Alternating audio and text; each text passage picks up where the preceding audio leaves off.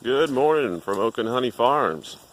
It is another beautifully gray and rainy day today, so we still got to take care of the piggies. So we're going to get them their breakfast, and then we've got a nice rainy day project that we're going to work on. There we go. Good morning, piggies. How you doing? Oh, you're hungry. Hi, the piggies. All right, It's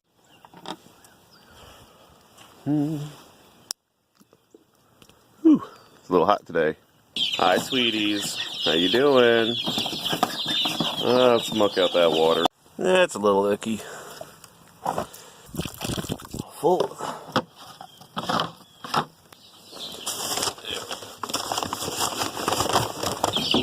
Hey, sweeties. Some nice fresh water for the chickies.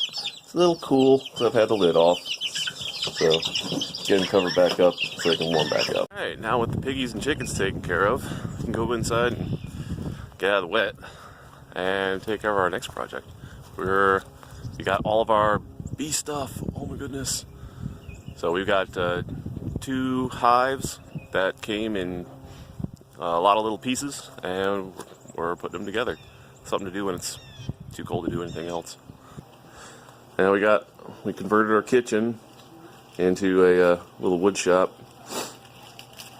So we got all of our bee tools and all of our stuff together. And we still got a whole lot of other stuff to finish putting together. I think we've got, what, 3/4 of one hive done? 3/5. Ah, yes, 3/5. All right, let me get out of my wet gear and let me come help you. Okay. Yeah, here's the first bits of our beehive. We've got 3 boxes done, and we still got all of this left to put together. And I've got all my boxes I got to finish building. Let's see if I can get inside here real fast. Let's see here.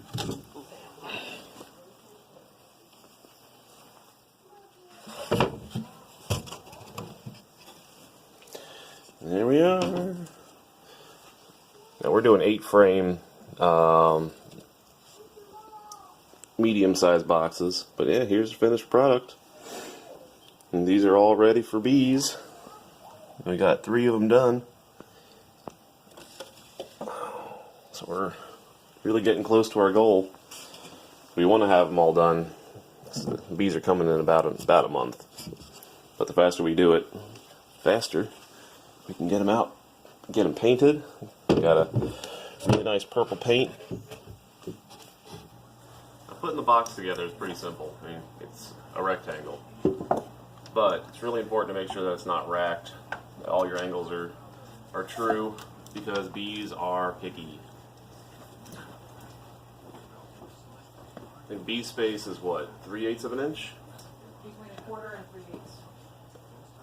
So anything that's smaller than that, they're going to fill up with their own bee glue or propolis. And anything over 3/8 they try to put comb in. And we only want comb in the frames. Otherwise we got to scrape it out. It's just wasted work. I mean, a bee only has so much energy to do stuff, and we want to make sure that it's doing as much as it can for itself. And not have to deal with our oopses. Alright. I'm going to start with a dry fit here.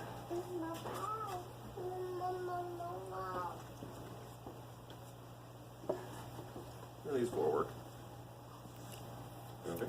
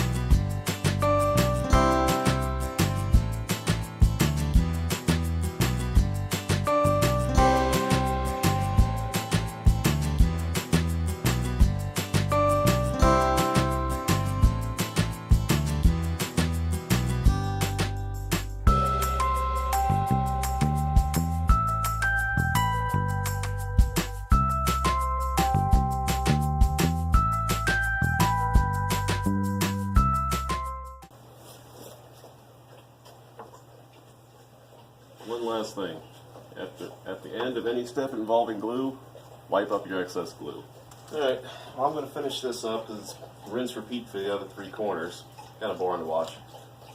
So Lauren's going to show you what she's been doing with the frames. Alright, this is a lot of little steps. First is you have your sidebars. You have a bottom bar and you have a top bar. Now we're going to glue and nail all these together. First you start with your sidebars. You notice the top is a little wider than the bottom, and that's important. And now you're throwing glue at me. It was going to go in my coffee, so it's fine. The next step, after you pull out 2 sidebars, because you need 2 for, making a frame, making a square, is you pull out your eyelets. There are specialized tools called eyelet punches. You can also just use a nail, or in this case, we have a precision screwdriver that works perfectly for this because I didn't have any nails. So you put your little eyelet on your tool, nail, screwdriver, whatever fits, and you have little holes. And over on the edge on the table, you just shove it down in the flat. Give it a couple taps to make sure it's seated nice.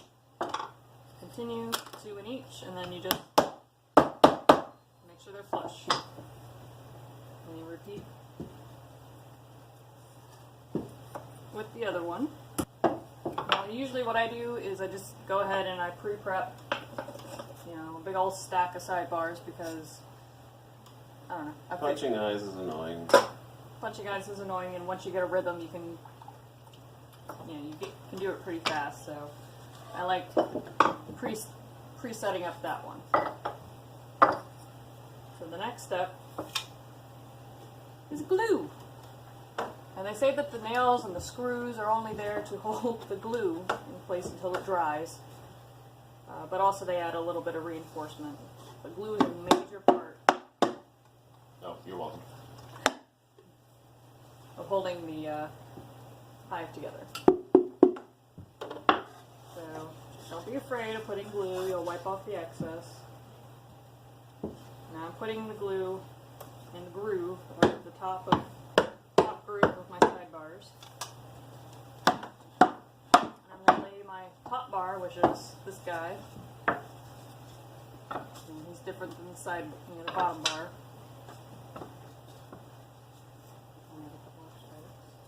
Put them down. And the key here is to make sure your eyelets face outward.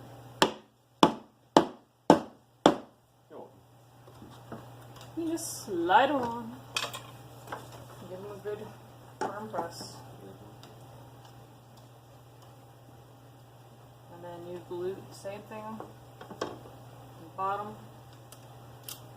Glue. And we put on the bottom bar. And the important thing to remember about the bottom bar is that there is a groove here. And if you look, I don't know if you can see here, but if you look closely enough, you can see that it's sloped. Where this just looks flat. This has a slope to it, and the slope needs to face the inside of the frame.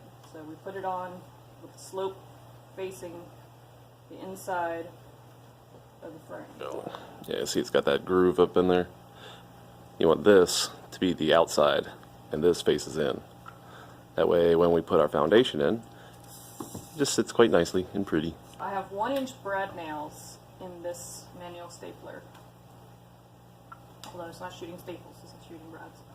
And you can put 1, you can put 2. Some people use 1-inch staples with a 1/4-inch crown, whatever your fancies. Or little finishing nails. And you do the same thing on the other side.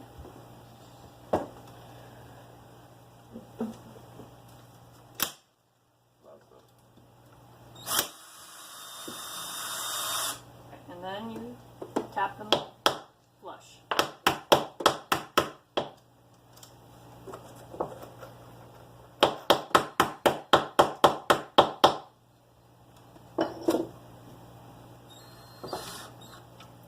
And you put 2 in the top of either side of your top bar. Flip it over and do the same. 1,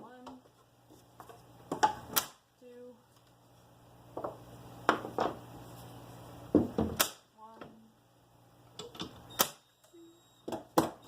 tap them flush.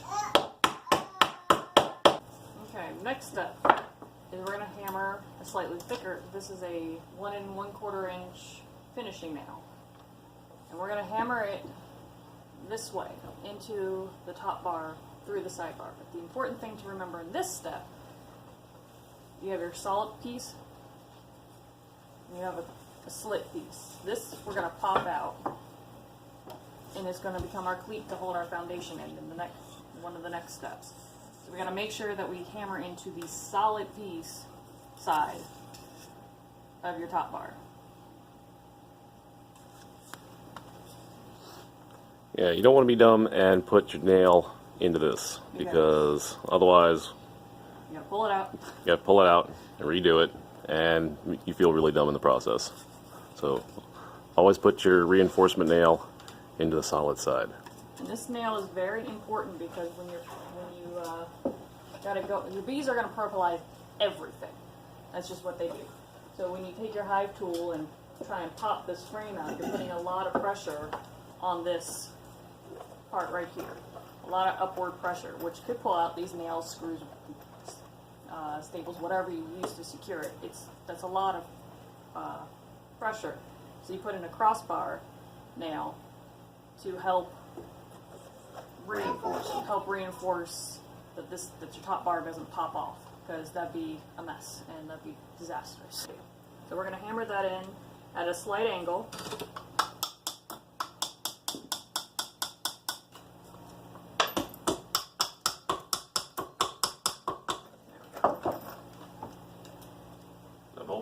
That's one.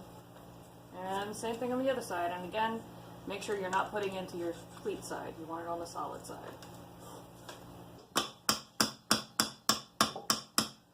There we go. One thing I forgot to mention, but when you're putting in your brads, nails, whatever, you got to make sure you don't shoot it at an angle and it comes out on either side.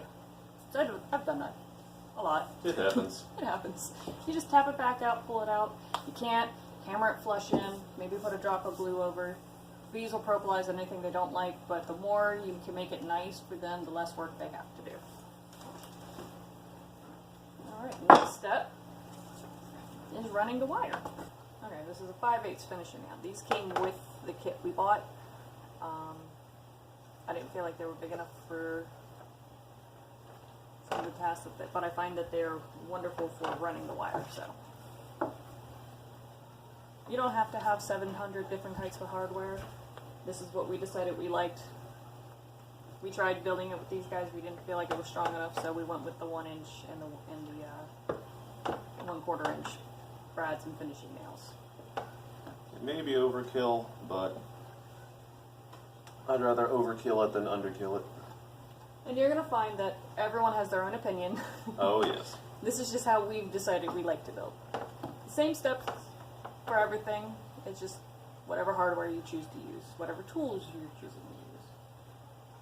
Alright, so you hammer in your little wire nail, about half, 3/4 in. And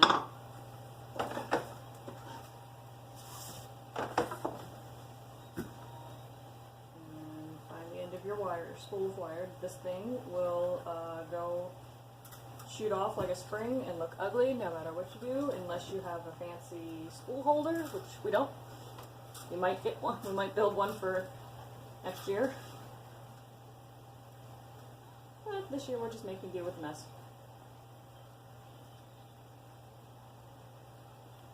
This is all tangled up. So you just start by threading it through the eyelet on one side, top, bottom, doesn't matter. You just make sure you go straight across to the same eyelet on the other side. Pull enough wire. And then you cross and go through the other eyelet on the same side and straight across to the corresponding eyelet.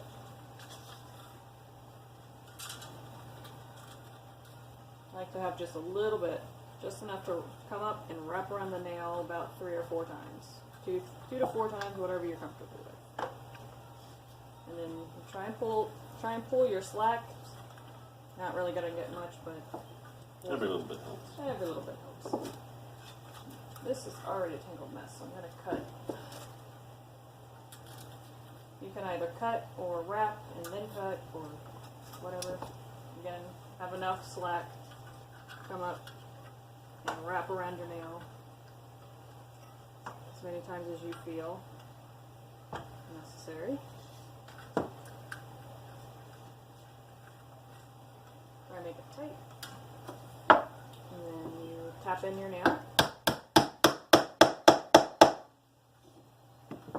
And then you wiggle your excess. The reason you don't cut is because you'll leave a sharp burr that you're going to catch yourself or possibly bee on. You don't want to stick your finger and get tetanus or bleed all over the inside of your hive. I like to feel it and then tap it again just to make sure there's no sharp points. And then what I like to do is take a pair of needle nose and I twist on this cross part to pull the tension, pull the excess slack. I mean, it's still loose enough to move around, but you've pulled some of the slack out, which will make embedding the wire easier. Yeah, just a little twist with the needle nose pliers, and it gets them nice and tight. Next step is with a sharp knife, your hands.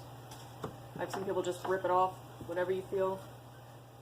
Is you're popping off. This is called the cleat, and you're going to pop off your cleat. I like to take a knife and score it a couple times, and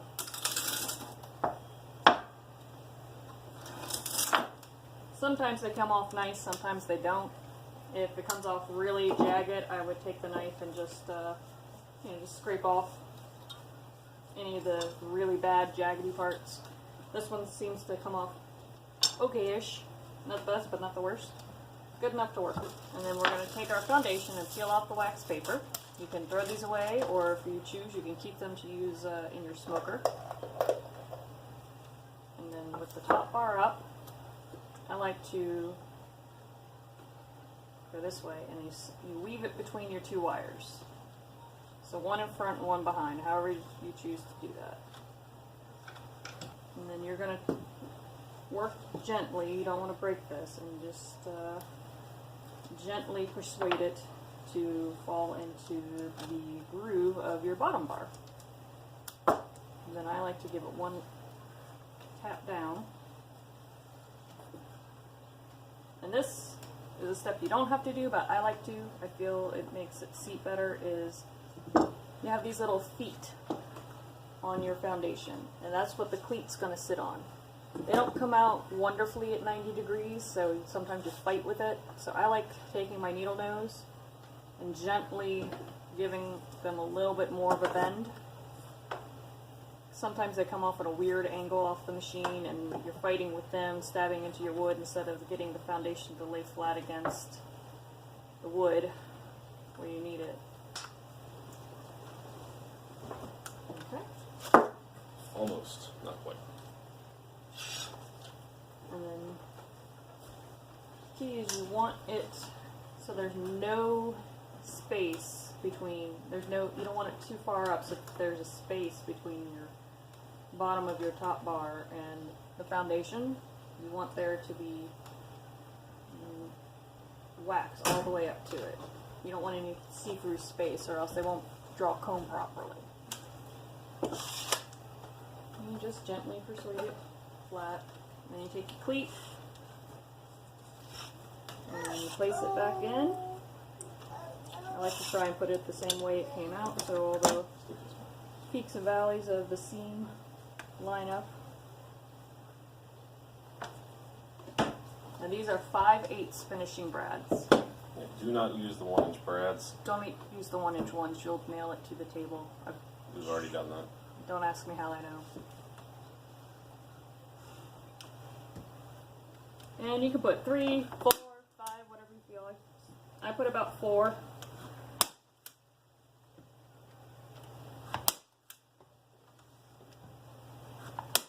And again, I go back and tap them flush, because I feel that's important. Final step. This is just a piece of a 1x4. If I had bought a piece of wood to do this, I would have bought a 1x6. But this works, and I had it. This is called a foundation form board. You can buy fancy ones that are grooved specifically for your frame. I line it with a piece of the same paper that the wax was on, just so I'm not pushing it into the metal, getting splinters into my foundation here. And you take this tool called a spur embedder and you place it over the wire and just gently, sometimes you gotta help it along, just push that wire into the foundation. If you slide off, it's alright, just get back on the wire. Now this is important because again it helps anchor the wax to the wire, and they say that if you don't do this step, the queen won't lay eggs in those cells. So again, you'll hear different opinions. But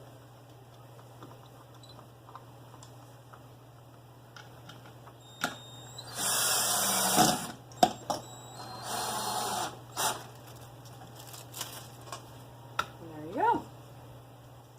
Finished frame. I write the year on it, because this will help me figure out which way.